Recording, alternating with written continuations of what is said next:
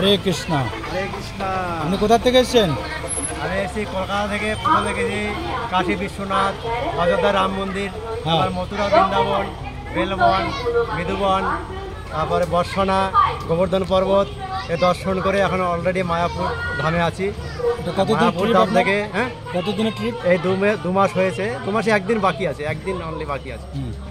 এখন আছি আমি জগন্নাথ ধামে, মায়াপুরে জগন্নাথ ধাম। রাধে রাধে। এখান থেকে ফির কোথায় যাবেন?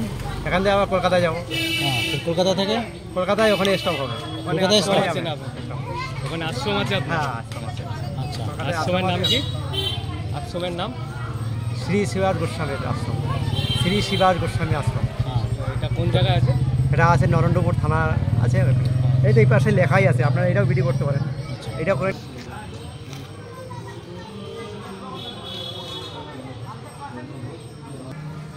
এই প্রভুর চ্যানেল ওনার ঠিকানা। মায়াপুরে পাওয়ার হয়তো ঢুকে যায়নি ভিতরে গাড়ি। আমার এই তো প্রভু ঠাকুরের ঠিক আছে।